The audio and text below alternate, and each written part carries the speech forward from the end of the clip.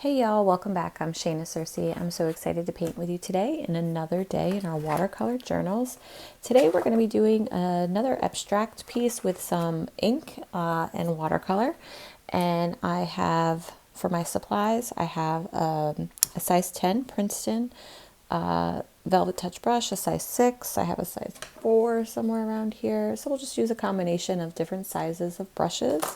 And then I also have a couple of pens. I have a gold and 2 black pens in different sizes. They are waterproof ink, archival waterproof ink.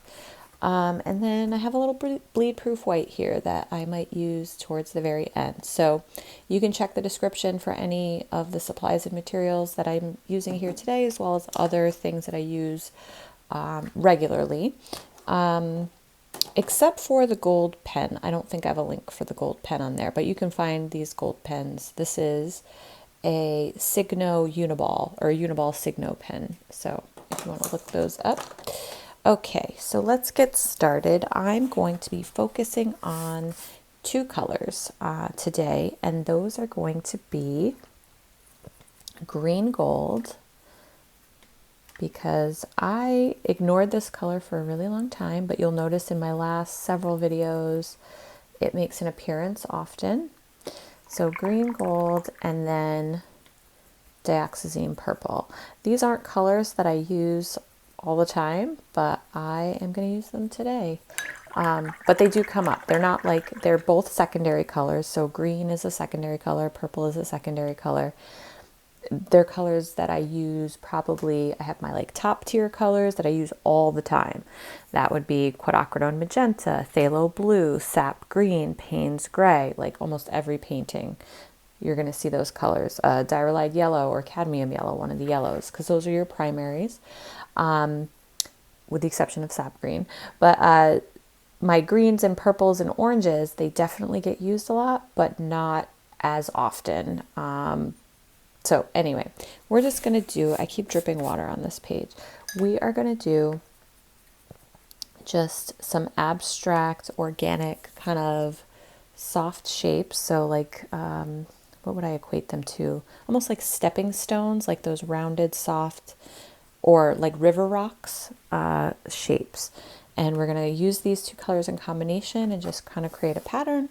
And then we're going to put ink over top of it. And I've done something similar like this before. And I like to kind of revisit these types of projects with different colors where some of the elements are pretty standard. So I'm going to be making these organic shapes, but focusing on the color. I'm going to play a little bit with wet on wet here. So I'm dropping in some extra water into this purple to force some backwashes. So to create texture in there, you can see that. So a lot of times when people are painting, they're trying to avoid backwashes or those cauliflower shapes, weird shapes in your painting. I find it very helpful and useful to learn how to use them. So if you know how to create them, it makes it easier to know how to avoid them. So I created these by putting down my paint and then dropping in globs of extra paint and water into certain areas. And as it dries, there's going to be lots of varying drying times. So some spots are much more wet and heavy with pigment than others.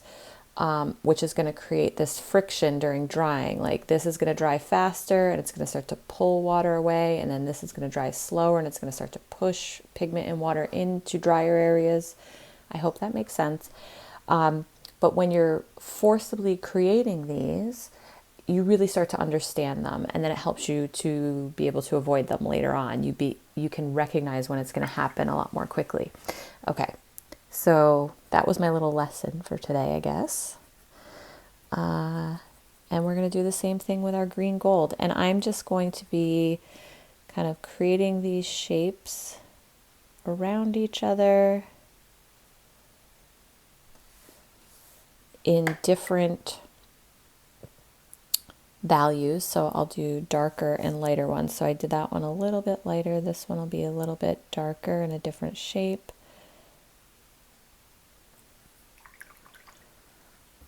And your overall composition as you create, kind of take a step back and look at the whole piece, or you can just keep building and building. But all right, let's throw in a little extra water into a couple of these, and even a little extra water and pigment. And then, I'm going to see what it looks like when I mix these two colors together. So go ahead and take a guess what you think will happen if you have watched any of my color mixing videos. We have purple and we have green gold. Now this green gold looks very, very warm and very close to the yellow side of things. And guess who are complements to each other? Who are our complementary colors?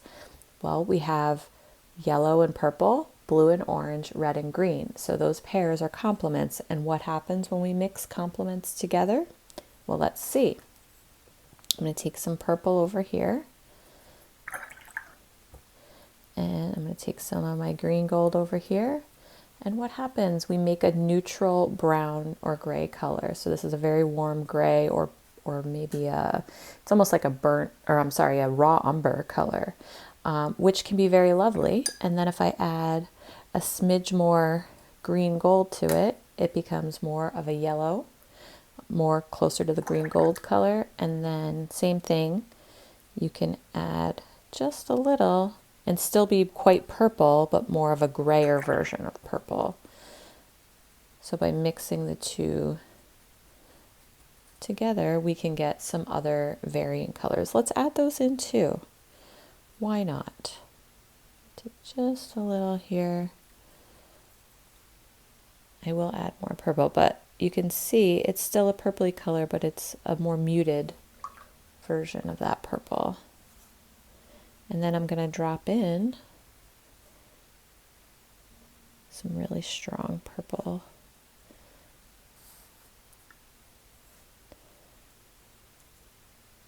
I'm going to create some smaller purple shapes around.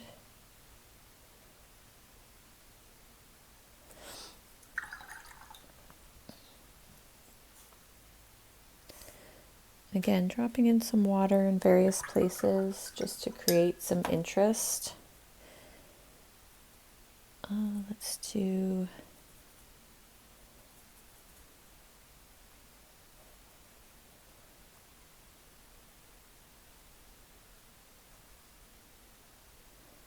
and you get much more of an earthy tones when you mix your complements together.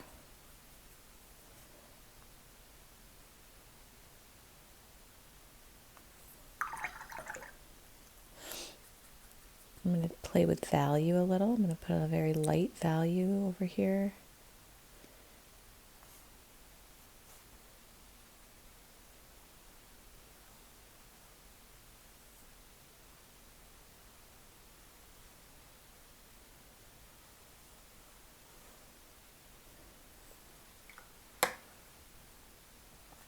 Let's do a lighter value of the green gold.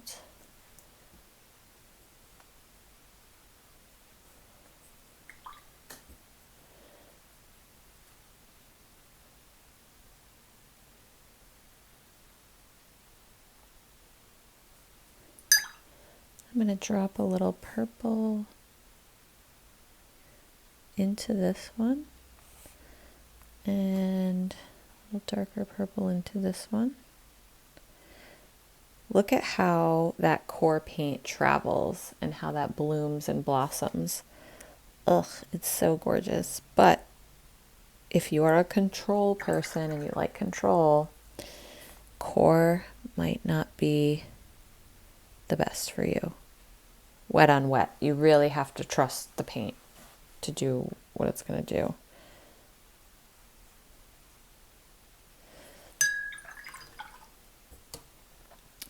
So fun. All right, let's round out these shapes a little more. I'm going to nice dark deep purple. I'm going to make some like actual, all of these are like bean shape. I'm going to put in some rounder pieces on the edges. Probably should have done that throughout, but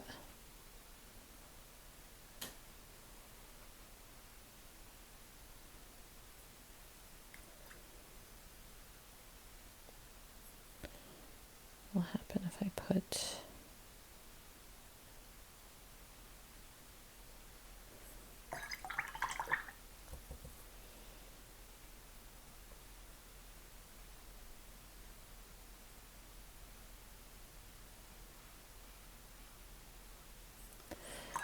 but these can be, you know, these really simple projects gets your brain moving. It certainly, this is starting to look like a croissant. I just want to point that out. The way it's bleeding, I love it. Actually, let's put green gold over here. Put a lighter. I was saying these can be super fun practice for all these different little techniques. Creating backwashes, creating flat washes, mixing color, seeing what it looks like when you mix it in the palette versus when you just drop opposing colors in. Like this one is nice and brown. It's a beautiful earth tone color. I'm going to do a little bit on this side.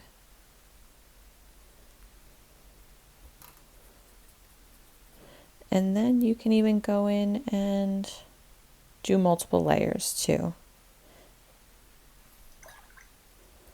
So we can do like a light thing here, and then we can put another layer on when it's dry. I just want to fill up this space, I think, kind of rushing a little bit.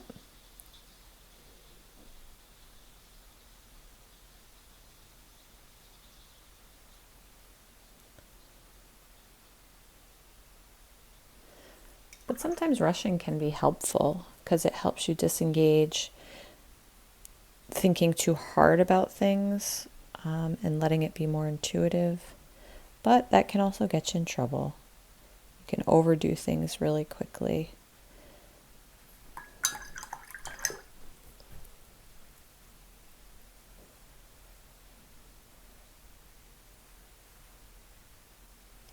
Do I let those touch? Maybe I'll let some things touch now on the edges and see how I like that.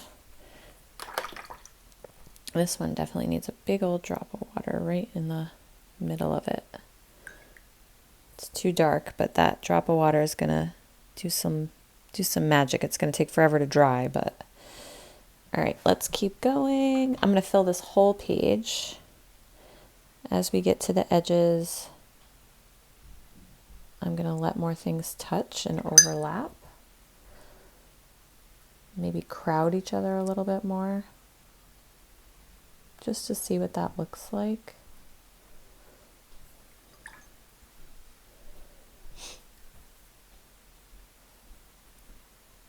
Maybe use these weirder colors.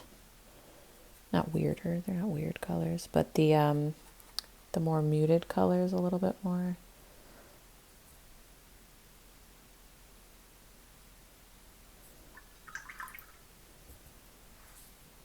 Because I kind of like what's going on over here with the touching and overlapping, where this is very, everything's kind of right next to each other, but not quite interacting.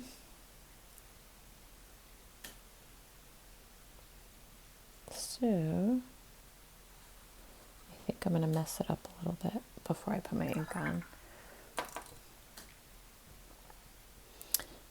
I think I'm going to take some purple. I don't know if I want those to dry completely first before I do this or not. I think I'm going to dry them with a dryer, and then I'm going to put some other overlapping shapes over top of it that are transparent, and then we're going to go to our ink. Okay, I did let it dry. I know it was like instantaneous for you, but now I have purple. I have a little more water, and I'm going to go right over top. So you can see through it, it's transparent.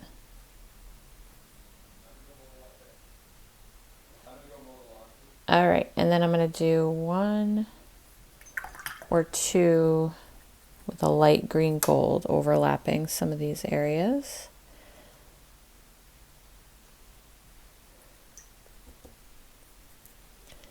Just to make it a little consistent of transparent overlapping in a couple of different spaces, not just right in the middle. Fun. I feel like I need something right here and then maybe right here and then I'm done. So let's do purple here. And again, I'm just doing like rounded organic shapes here. And maybe right here. We go a little darker. And again, you can throw drops of water in these too to create backwashes. All right, so that looks like a fun little crowded thing. And then I'm excited to put some ink over top of it. All right, we're back and everything is dry. And now I'm gonna start putting some patterning and designs on top. This part is super fun and can be super meditative. So I'm actually gonna start, I think, and I'll switch back and forth, but I'm going to start with my bleed proof white. So I have Dr. P.H. Martin's bleed proof white here. Again, link to this in the description if you're trying to find it. Super great product. I just put a little in the cap here with a little tiny bit of water just to increase the flow a little bit, but you don't want to dilute it too much, otherwise it won't be that beautiful opaque white that you want it to be. All right, and I already got a drop of it here by accident. So I'm just going to continue with that, and I'm going to start to put on lots of little patterns throughout. So you can do this however you want, just like you don't have to follow exactly what I did here, but just the general concept. You can make dots and dashes and circles and triangles and other geometric shapes and patterns. This can be a lot of fun. It can be very repetitive, but also meditative as you create designs and patterns. You can kind of get lost in it, put on some great music or your favorite TV show, or just enjoy some silence. Bring it outside and listen to nature, or the lawnmower that I hear right now. All right, I'm gonna do those there. I'm gonna do some, you probably hear the water behind me, I'm so sorry. Some circles.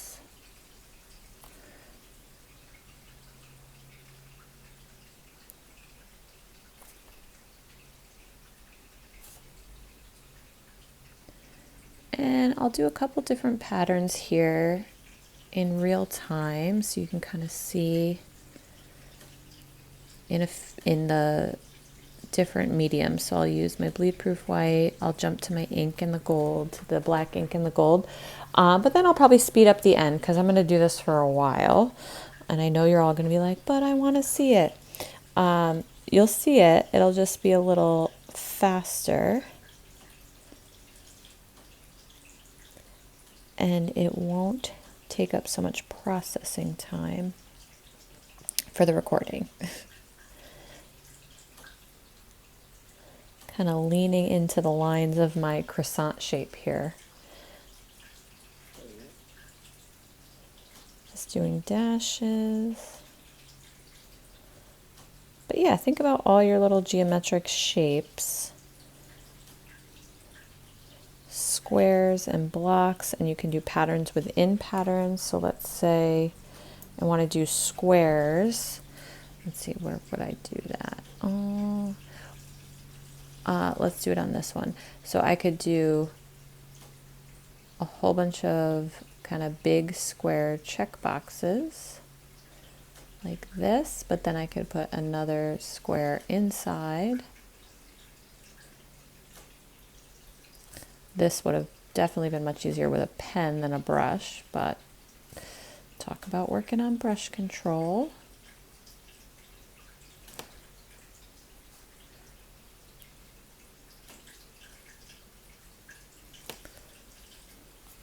But the bleed proof white on this just really pops, and it's all right. So I'll do this one more, and then I'm going to switch to my gold. Maybe gold might be tough on this one because the green gold is quite gold, so they might be very close to each other in color and contrast. And then the purple is really close to black, so maybe doing bleed proof white on most of this would be the best idea. All right, I'm going to turn it upside down so I don't put my hand in any of the white bleed proof white that I just did, except I have to figure out what to do with, sorry, I got to rearrange here a little bit. Okay, so I was just thinking of another pattern, but I lost it. Oh, I was going to say you can outline like some of the, so I'm going to come and outline some of these backwashes. So there, I just actually outlined where it and emphasized it, and you can outline some of the rough edges.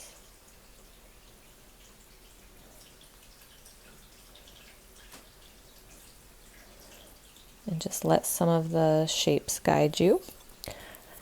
We can also do those same kinds of patterns. We can do circles as well as squares, like circles within circles within circles.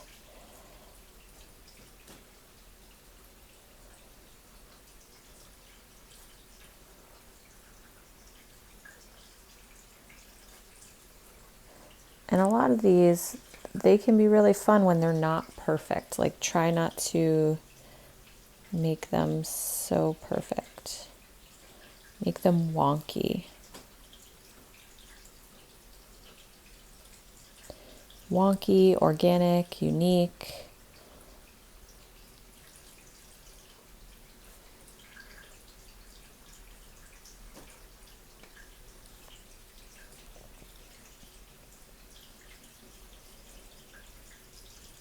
Let your brain wander. All right, so I did some with the black ink. Let me finish this one and come up with one more thing. So we did some outlining. We can also draw patterns like we have this shape and this shape. They kind of go together, so you can draw like a pattern around a shape, but within a shape. To kind of emphasize the edges of it. And then we can even put in some circles in here.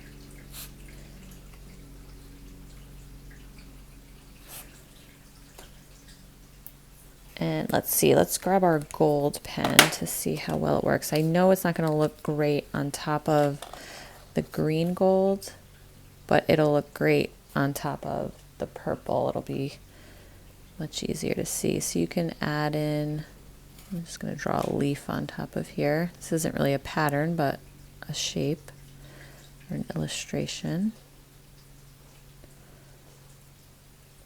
But you can do whatever you want. So it shows up much better on the purple than on the green. And then you can come in and do, let's just do all kinds of little polka dots in here. So I would concentrate most of this on top of the purple, and it almost looks like you're painting the green gold on top of the purple because they're very similar in color. But you could outline a shape here as well on the green gold, and then let's put a pattern on the inside of it.